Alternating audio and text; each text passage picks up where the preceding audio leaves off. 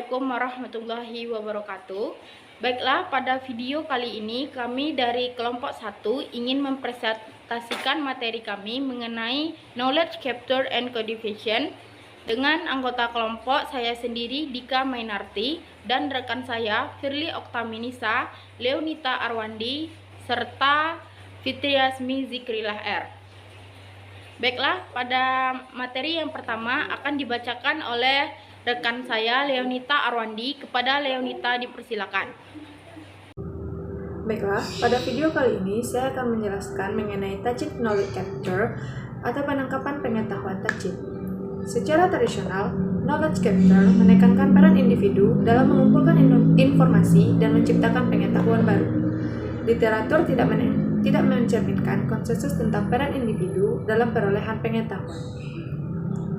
Dalam knowledge capture ini dapat dilakukan oleh individu yang bekerja untuk organisasi atau kelompok dalam organisasi tersebut, oleh semua anggota komunitas praktik, atau oleh individu yang berdedikasi.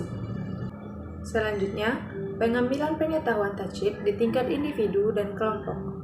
Akuisisi pengetahuan dari individu atau kelompok dapat dicirikan sebagai transfer atau transformasi keahlian berharga dari sumber pengetahuan, misalnya ahli manusia dan dokumen, ke gudang pengetahuan, misalnya memori perusahaan dan internet. Proses ini melibatkan pengurangan volume konten yang sangat besar dari berbagai domain menjadi kumpulan fakta dan aturan yang tepat dan mudah digunakan. Selanjutnya, 3 pendekatan utama untuk akuisisi pengetahuan dari individu dan kelompok. Yang pertama, mewawancarai para ahli. Yang kedua, belajar dengan diberitahu. Yang ketiga, belajar dengan observasi. 3 pendekatan utama untuk akuisisi pengetahuan dari individu dan kelompok. Yang pertama, mewawancarai para ahli, yaitu mewawancara terstruktur. Wawancara terstruktur dilakukan melalui wawancara keluar yang diadakan ketika staf berpengetahuan mendekati usia pensiun. Sistem manajemen konten sangat cocok untuk menerbitkan pembelajaran yang dipetik dan praktik terbaik yang terakumulasi selama bertahun-tahun pengalaman mereka di organisasi. Teknik wawancara terstruktur membutuhkan keterampilan komunikasi dan konseptualisasi yang kuat. Wawancara terstruktur juga dapat digunakan untuk mengklarifikasi atau menyempurnakan pengetahuan yang awalnya diperoleh selama interaksi tidak terstruktur. Yang selanjutnya yaitu cerita. Cerita adalah sarana luar biasa lainnya untuk menangkap dan mengkodekan pengetahuan diam-diam. Sebuah cerita organisasi dapat didefinisikan sebagai narasi rinci tindakan manajemen masa lalu, interaksi karyawan, atau peristiwa penting lainnya yang telah terjadi dan telah dikomunikasikan secara informal. Cerita dapat sangat meningkatkan pembelajaran organisasi, mengkomunikasikan nilai-nilai umum dan kumpulan aturan, dan berfungsi sebagai sarana yang sangat baik untuk menangkap, membuat kode, dan misikan pengetahuan tajid yang berharga. Yang kedua, belajar dengan diberitahu. Dalam belajar dengan diberitahu, orang yang diwawancarai mengungkapkan dan menyempurnakan pengetahuannya, dan pada saat yang sama, manajemen pengetahuan mengklarifikasi dan mengesahkan artefak pengetahuan yang menjadikan pengetahuan ini dalam bentuk eksplisit. Bentuk akuisisi pengetahuan ini biasanya melibatkan analisis domain dan tugas, penelusuran proses, serta analisis dan simulasi protokol. 3. Belajar dengan observasi. Ada 2 jenis keahlian yang dapat dilihat, yaitu keterampilan atau berbasis motorik, atau mengoperasikan mesin, mengendarai sepeda, dan keahlian kognitif, membuat diagnosis medis. Pendekatan belajar dengan observasi melibatkan menghadirkan pakar dengan contoh masalah, skenario, atau studi kasus yang kemudian dipecahkan oleh pakar tersebut. Peralatan sederhana dan teknik sederhana dapat menangkap berbagai informasi dan demonstrasi yang menakjubkan. Baiklah, selanjutnya metode lain Tacit Knowledge Capture. Sejumlah teknik lain dapat digunakan untuk menangkap pengetahuan diam-diam dari individu dan kelompok, yaitu termasuk yang pertama, sesi ad hoc, yang kedua peta jalan, yang ketiga mempelajari sejarah, yang keempat pembelajaran tindakan, yang kelima elektronik pembelajaran, dan yang keenam belajar dari orang lain melalui pembicara tamu bisnis dan pembandingan dengan praktik terbaik. Selanjutnya, proses pembelajaran sejarah terdiri dari 1. Perencanaan, 2. Wawancara reflektif, 3. Penyulingan, 4. Penulisan, 5. Validasi, dan yang keenam diseminasi. Berikut contoh tabel template sejarah belajar. Selanjutnya, gambar fase akuisisi pengetahuan kunci. Selanjutnya, merangkum langkah-langkah kunci yang terlibat dalam akuisisi pengetahuan di tingkat individu dan kelompok. Identifikasi mengacu pada proses mengkarakterisasi aspek-aspek kunci, masalah seperti peserta, sumber daya, tujuan, dan bahan referensi yang ada.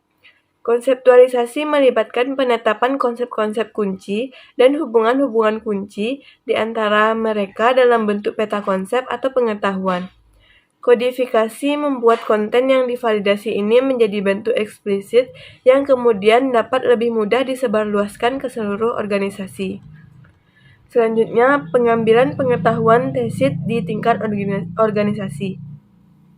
Akuisisi pengetahuan organisasi adalah proses yang berbeda secara kualitatif dari yang terjadi pada tingkat individu dan kelompok. Sedangkan pada tingkat kelompok terutama prihatin dengan mengidentifikasi dan mengkodekan pengetahuan yang berharga, yang sebagian besar bersifat diam-diam. Penangkapan pengetahuan organisasi terjadi pada tingkat yang lebih makro.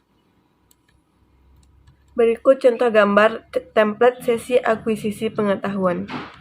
Baiklah, sekian dari saya. Baiklah, materi selanjutnya akan dibacakan oleh saya sendiri mengenai kodifikasi pengetahuan eksplisit. Yang pertama, peta kognitif.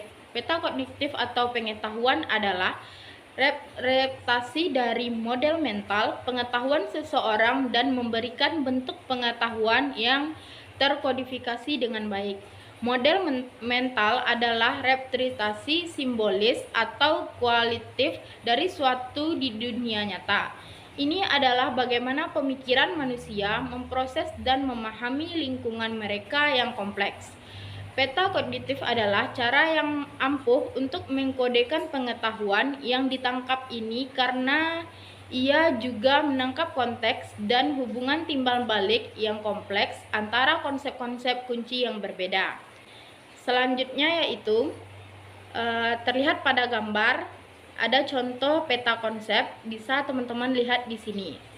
Selanjutnya, alat lain yang banyak digunakan untuk perkodean pengetahuan eksplisit adalah metodologi Comnet-Katz atau Script et al., yaitu yang merupakan metodologi rekayasa pengetahuan yang berpusat pada 6 model organisasi. Yang pertama, model tugas dari proses bisnis organisasi dan model agen dari penggunaan pengetahuan para pelaksanaan baik manusia maupun batak untuk melaksanakan berbagai tugas dalam organisasi. Model pengetahuan menjelaskan secara rinci struktur pengetahuan dan jenis yang diperlukan untuk melakukan tugas. Selanjutnya, model komunikasi yang memodelkan transaksi komunikasi antar agen, dan model desain yang menentukan arsitektur dan prasyarat teknis. Selanjutnya ada yang kedua yaitu pohon keputusan. Pohon keputusan adalah metode lain yang banyak digunakan untuk menyusun pengetahuan eksplisit. Representasi ini kompak dan efisien. Pohon keputusan biasanya dalam bentuk bagan alur dengan jalur alternatif yang menunjukkan dampak dari berbagai keputusan yang dibuat pada titik persimpangan tersebut. Pohon keputusan dapat mewakili banyak aturan dan saat Anda menjalankan logika dengan mengikuti jalur di bawahnya, Anda secara efektif melewati aturan yang tidak relevan dengan kasus yang ada. Selanjutnya di sini ada contoh dari pohon keputusan, bisa kita lihat pada gambar. Serta yang ketiga ada taksonomi pengetahuan. Taksonomi adalah sistem klasifikasi dasar yang memungkinkan kita untuk mendeskripsikan konsep dan ketergantungan yang biasanya dengan cara hierarkisi. Semakin tinggi konsep ditempatkan, semakin umum atau generik konsep tersebut. Semakin rendah konsep ditempatkan, semakin spesifik contoh dari kategori tingkat yang lebih tinggi. Taksonomi pengetahuan memungkinkan pengetahuan untuk direptasikan secara grafis sedemikian rupa sehingga mencerminkan organisasi konsep dalam bidang keahlian tertentu atau untuk organisasi pada umumnya. Kasus pengetahuan adalah cara yang baik untuk melacak konsep dan istilah kunci yang digunakan. Selanjutnya ada gambar contoh dari taksonomi pengetahuan yang bisa kita lihat di sini. Serta materi selanjutnya adalah implikasi strategis pengetahuan, penangkapan dan kodifikasi. Penangkapan dan kodifikasi pengetahuan sangat penting ketika masalah kontinuitas pengetahuan muncul. Sedangkan manajemen pengetahuan berkaitan dengan menangkap dan berbagai pengetahuan yang berharga bagi rekan kerja yang melakukan pekerjaan serupa keluar perusahaan. Manajemen kesinambungan pengetahuan berfokus pada meneruskan pengetahuan kritis dari karyawan yang keluar ke penggantinya. Pada intinya, manajemen kesinambungan pengetahuan adalah tentang komunikasi karyawan perlu memahami apa yang merupakan publikasi orang lain dan mengapa konten ini perlu dibagikan dengan rekan mereka.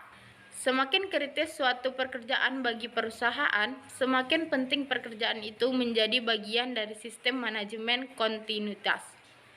Selanjutnya, implikasi praktis pengetahuan, penangkapan dan kodifikasi, yaitu hargai kontributor pengetahuan. Ingatlah untuk melupakan, jangan menumpahkan ilmu apapun selama transfer.